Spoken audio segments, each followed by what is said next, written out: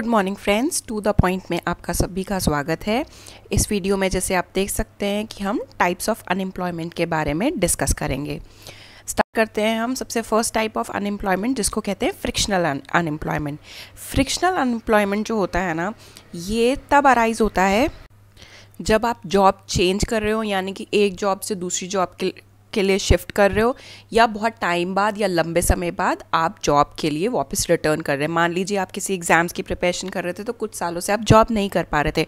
अब कुछ टाइम बाद जब आप जॉब के लिए वापस रिटर्न करेंगे तो आपको कुछ टाइम तो लगेगा ना जॉब ढूंढने के लिए, तो उस दौरान आप रहे अनएम्प्लॉयमेंट, और ऐसी अनएम्प्लॉयमेंट को हम बोलते हैं फ्रिक्शनल अनएम्प्लॉयमेंट। अब इसकी एक बार डेफिनेशन गो थ्रू कर लेते हैं। Frictional unemployment occurs when workers leave their old jobs and are not able to get a new one. It is a result of voluntary employment transition from one job to another and is usually considered as the time spent between jobs when a worker is searching for a job or transferring from one job to another। आपको एक job से जब दूसरी job के लिए switch कर रहे हैं तो बीच में जो ट्रांजिशन का टाइम लग रहा है उसको ढूंढने में, तो उस टाइप के अनएम्प्लॉयमेंट को बोलते हैं frictional unemployment. It usually occurs when students are looking for their first job or when mothers are returning to the workforce. It also happens when workers are fired for or in some case laid off due to business specific reasons such as plant closure। और जैसे मैंने आपको example दिया था कि let's suppose अगर कोई student exams की तैयारी कर रहे हैं और अगर वो वापस जब जॉब के लिए ढूंढ रहे हैं तो वो जो टाइम लग रहा है एंड थ्रू द टाइम वो अनएम्प्लॉयड है, तो that type of unemployment is called frictional unemployment. चलते हैं अब नेक्स्ट स्लाइड पे, जिसमें लिखा है और समझाया हुआ है स्ट्रक्चरल अनएम्प्लॉयमेंट के बारे में। अब ये स्ट्रक्चरल अनएम्प्लॉयमेंट क्या होती है? मान लीजिए कि कोई कंपनी है, उसको ऐसे एम्प्लॉयज़ चाहिए जिनको कंप्यूटर का कोई या कंप्यूटर यूज़ करना आता हो। देखिए, जब कंप्यूटर लॉन्च हुए थे पूरे वर्ल्ड में, या जब इंडिया में लॉन्च हुए थे, तो ऐसा तो था नहीं कि सबको कंप्यूटर्स यूज़ करने आते थे। और अगर उस टाइम कोई ऐसी कंपनी जिसको ऐसे एम्प्लॉयज़ चाहिए जिनको कंप्यूटर यूज़ करना आता हो और उनको ऐसे एम्प्लॉयज़ मिल ना रहे हो मार्केट में, तो इस वजह से भी तो अनएम्प्लॉयमेंट कॉज होगा, क्योंकि ऐसी बहुत सारी कंपनीज़ होंगी जो कि ऐसे ही एम्प्लॉयज़ ढूंढ रही होगी जिन्हें कंप्यूटर को अच्छे से यूज़ करना आता हो या उसके कुछ सॉफ्टवेयर्स को यूज़ करना आता हो। तो बहुत टाइम तक अनएम्प्लॉयमेंट रहेगा जब तक लोग उस कंपनी को ऐसे एम्प्लॉयज़ ना मिल जाए। सो ऐसी वजह से, इन वजह से अगर कोई अनएम्प्लॉयमेंट अराइज होता है या सिचुएशन राइज होती है बेरोज़गारी की, तो उसको हम बोलते हैं structural unemployment. It occurs when there is a mismatch of skill in the economy, which means there is a difference between skill the workers possess and skill that the employers are looking for। जो skills जो हमारी workforce है उनके पास है, और जो skills एक employer या company ढूंढ रही है, उन दोनों में अगर difference है, तो जो बेरोज़गारी या unemployment arise होती है उसको बोलते हैं structural unemployment। For example, company looking for employees who are updated with new software in the market। तो उनको अगर कंपनी को ऐसे एम्प्लॉयज़ नहीं मिल रहे हैं जो अपडेटेड है न्यू सॉफ्टवेयर से, तो जो अनएम्प्लॉयमेंट अराइज हो रहा है वो है structural unemployment. One of the prime reason for structural unemployment is long term recession which often renders the employ outdated. मान लीजिए कि पूरे कंट्री में रिसेशन का टाइम है और बहुत सारे वर्कर्स को ले ऑफ कर दिया गया था, तो वो बहुत टाइम तक घर में बैठे हुए हैं और उनके स्किल्स अपडेट नहीं हो पा रहे। तो जब वो बहुत टाइम बाद जब वापस से जॉब अपॉर्चुनिटीज़ आएंगी, तो उन जॉब अपॉर्चुनिटीज़ में जो स्किल्स मांगे जाएंगे या डिमांड किए जाएंगे वो उनके पास नहीं होंगे। क्यों? क्योंकि वो तो बहुत टाइम से घर पे बैठे हुए थे, उनके स्किल्स अपडेट ही नहीं हुए हैं। तो इससे फिर क्या राइज होगा? Structural unemployment. As they remain unemployed for so long period of time, their skills become outdated। घर बैठे बैठे आप अपडेट थोड़ी होते हो, आप तो आउटडेट हो जाते हो। इसलिए कहते हैं कि हमेशा अपने आप को अप टू डेट रखना चाहिए ताकि आपको कभी भी जॉब ढूंढने में परेशानी ना हो। स्लाइड पे जिसमें बात करेगी ये सीजनल अनएम्प्लॉयमेंट के बारे में। अब देखिए, बहुत सारे ऐसे जॉब्स होते हैं जिसका बहुत सीजनल नेचर होता है। जैसे कि अगर आप देखिए कि जो काइट्स होती है, हम जो पतंग उड़ाते हैं, इसका बहुत एक सीजनल ड्यूरेशन होता है। पूरे इंडिया में अलग अलग टाइम पे काइट फ्लाइंग फेस्टिवल होता है। जैसे देखिए, अगर राजस्थान में है तो राजस्थान में जनवरी के मंथ में उड़ाई जाती है। दिल्ली में अगर देखें तो 15 अगस्त के आसपास उड़ाई जाती है। तो ये बहुत सीजनल सा काम है, कुछ 1-2 महीने ही काम रहता है इस इंडस्ट्री में, जो काइट इंडस्ट्री होती है, पतंग की इंडस्ट्री होती है। अगर आप देखेंगे जैसे कूलर और एसी होते हैं, ये कब ज़्यादा काम आते हैं, हमारे समर्स में ज़्यादा काम आते हैं। तो इससे रिलेटेड जो इलेक्ट्रिशियन जो रिपेयर करने के होते हैं या वर्कर जो इसको इंस्टॉल करते हैं, उनका भी बहुत सीजनल सा काम होता है। क्यों? क्योंकि उनकी डिमांड कब ज़्यादा होती है, समर्स में। विंटर्स में उनकी डिमांड इतनी ज़्यादा नहीं होती। इसका एक बहुत अच्छा और बेहतरीन एग्जाम्पल आइसक्रीम वेंडर्स भी हैं। तो ये जो रोड साइड खड़े होते हैं इतने सारे आइसक्रीम वेंडर्स, जैसे क्रीम बेल, क्वालिटी वॉल वाले, इनकी भी डिमांड कब ज़्यादा होती है, समर्स में। विंटर्स में लोग प्रेफर नहीं करते हैं आइसक्रीम खाना। तो अब जब ये विंटर्स में अनएम्प्लॉयड रहते हैं या इनकी डिमांड या बहुत कम एम्प्लॉयमेंट इनको मिलता है, तो ये इस प्रकार के अनएम्प्लॉयमेंट को या बेरोज़गारी को सीजनल अनएम्प्लॉयमेंट बोलते हैं। क्यों? क्योंकि ये एक सीज़न के दौरान ही इनकी डिमांड रहती है ऐसे वर्कर्स की, एंड जब इनका सीज़न नहीं होता तो ये अनएम्प्लॉयड रहते हैं, इसलिए इसको सीजनल अनएम्प्लॉयमेंट बोलते हैं। As the name suggest, this unemployment rises due to change in the season. There's certain category of work that is seasonal. Example, ice cream vendors, electricians for air conditioners. They are needed only during summertime, and for the rest of the time they remain unemployed. Such an employment is called seasonal unemployment. अब आप देखिए कि winters में जो हमारे heaters होते हैं, इसको फिक्स करने वाले इलेक्ट्रिशियंस, इनकी डिमांड ज़्यादा बढ़ जाती है, और समर्स में इन्हीं इलेक्ट्रिशियंस की डिमांड कम हो जाती है। क्यों? क्योंकि उस टाइम एयर कंडीशनर जो फिक्स कर सके वो वाले इलेक्ट्रिशियंस की डिमांड ज़्यादा होती है। तो कोई भी अनएम्प्लॉयमेंट जो सीज़न के चेंज होने की वजह से अराइज होती है, उसको सीजनल अनएम्प्लॉयमेंट बोलते हैं। नेक्स्ट स्लाइड पे साइक्लिकल अनएम्प्लॉयमेंट।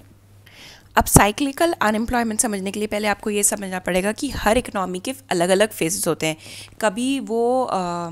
कभी उसमें रिसेशन होता है, कभी ग्रोथ होती है, कभी वो बूम पे होती है, कभी बहुत स्लैक सीज़न होता है। तो जैसे जैसे इकनॉमी में अलग अलग फेजेस आते हैं, तो वैसे वैसे एम्प्लॉयमेंट का रेशियो भी बढ़ता है। मान लीजिए अब अगर कोई इकोनॉमिक ग्रोथ में है, तो मतलब वहाँ पे बहुत ज़्यादा मैन्युफैक्चरिंग एक्टिविटीज़ हो रही है, प्रोडक्शन हो रहा है, बहुत ज़्यादा जॉब क्रिएशन हो रहा है, तो एम्प्लॉयमेंट भी अच्छा है, मतलब बेरोज़गारी कम होगी। क्यों? क्योंकि एम्प्लॉयमेंट की अपॉर्चुनिटीज़ बढ़ जाती है जब भी कोई इकनॉमी बूम पे होती है या ग्रोथ की पाथ पे होती है।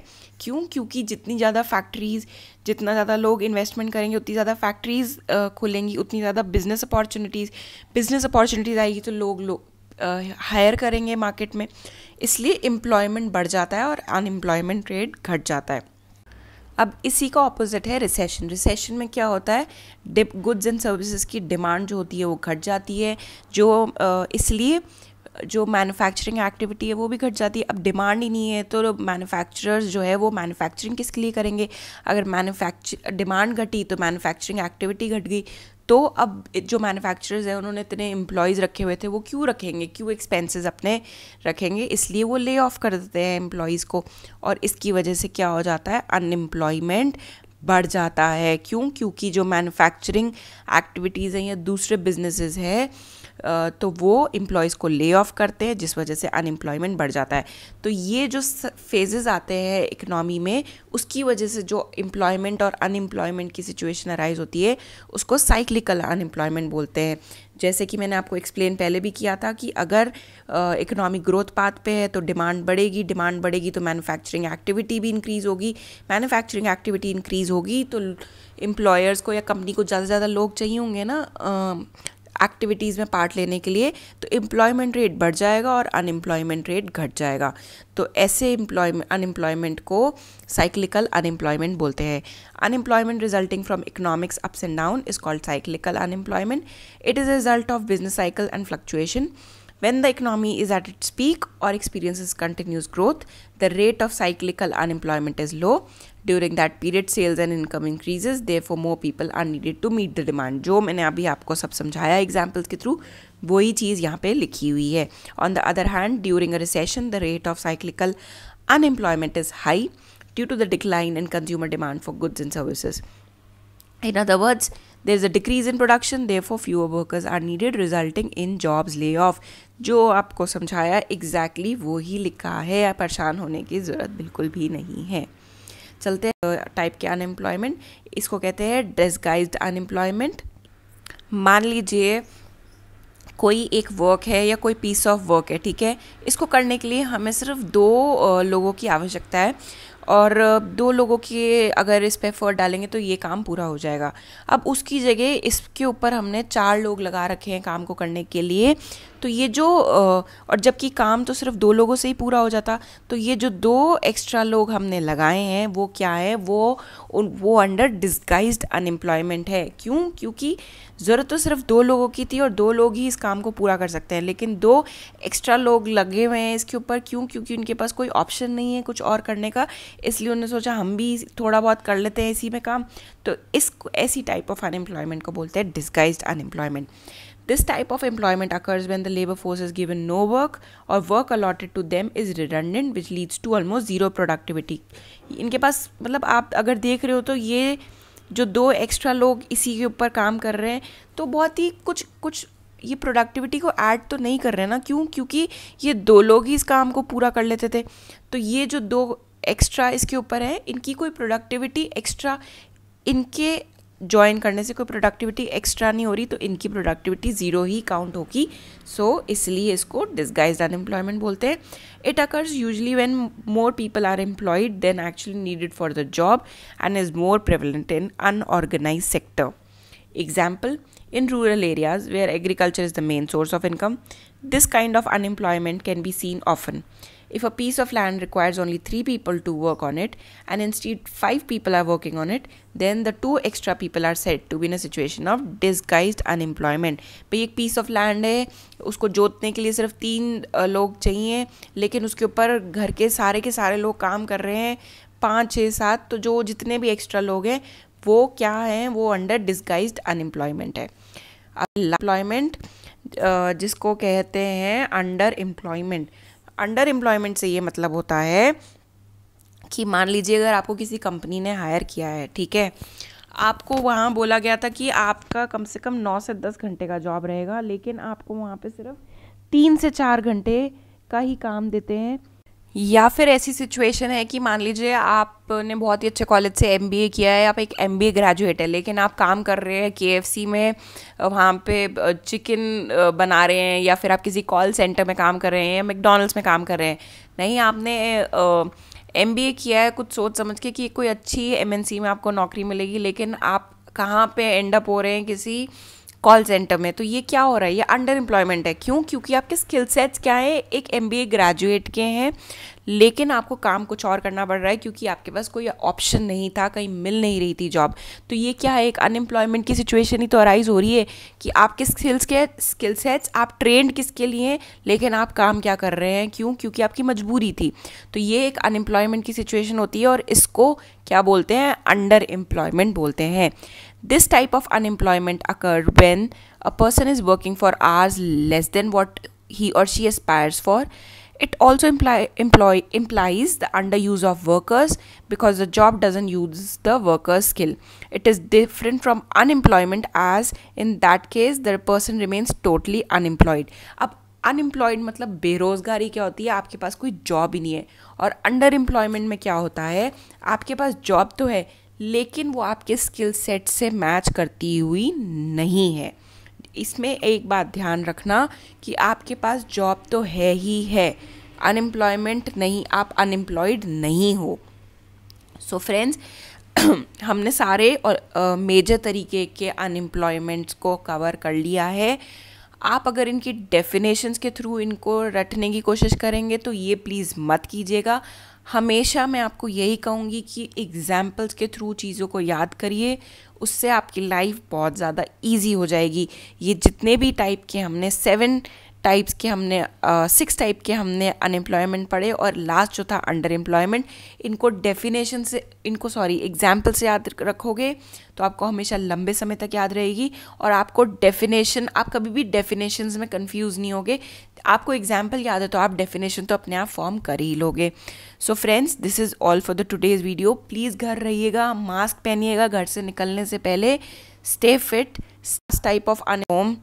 Thank you so much.